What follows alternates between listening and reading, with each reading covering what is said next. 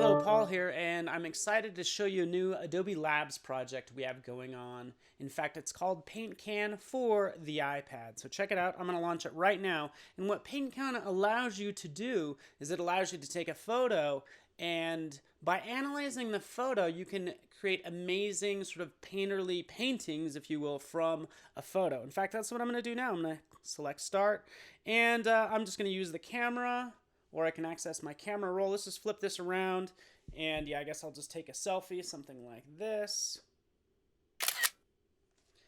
All right, there we go. Let's use this photo. Jumping right in here.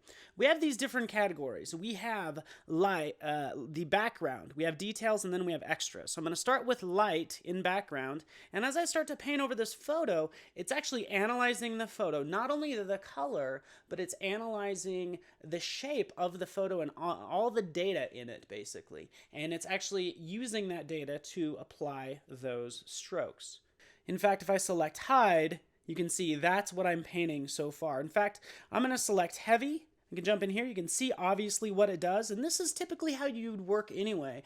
When you're painting is you'd apply thick brush strokes, say, I'll even take coarse for instance, and start to sketch out the figure is what you do here. This is really thick though. So let's select manual, jump in, make the size of that brush smaller, and then I can start to work on this. And I'm starting to apply some of this detail to the face, but really what I want to do is I want to dive into the details. And keep in mind there is outlines in here, and again you can really see how it starts to analyze the shape of my shoulder, things like that. Actually gives you these nice like squiggly lines, which is interesting.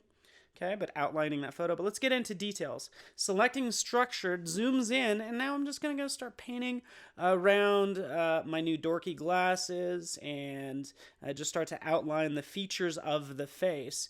And you can see that brush stroke, what it's doing there. I can get into more organic, and you can see that it is going to give you that sort of mushy look. And you can always jump into manual to see what's going on, because you can see that paint brush that it's adding. And typically I want to sort of make the size smaller and increase the opacity for even more detail, because even for face, that's what I want.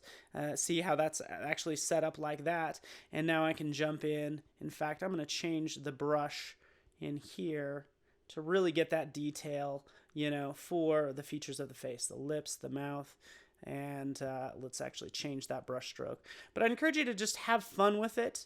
All in all, I can zoom in here even more, and you can see what's happening there. That's more of a stippling effect is what's going on. But I have that ability to change that brush stroke. It analyzes the photo, and you can always switch it up at any time. And let's make it even smaller, because I think this really is the brush that I want. And make sure that opacity is at 100%. Okay, so that's what I'm getting. All in all, I'd say that looks pretty good. And I can continue to work on this face or on the different details as you'd expect. Clear down in here. You get the idea around the ear, creating that brush stroke, and that looks pretty darn good.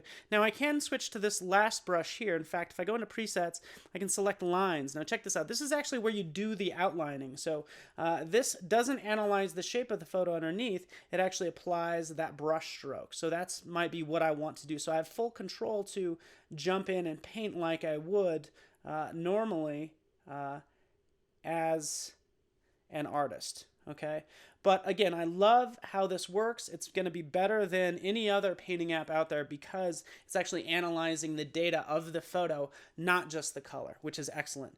So I'd say that looks pretty good. I encourage you to have fun with it. In fact, I'm going to select share. Hit Twitter right here, and you'll see that posted to my Twitter feed. Again, it's called PaintCan. It's on labs.adobe.com as well. So go there because we want to get your feedback and see what you think. And just hit me up directly too as well. I'd love to see what you make. So have fun creating.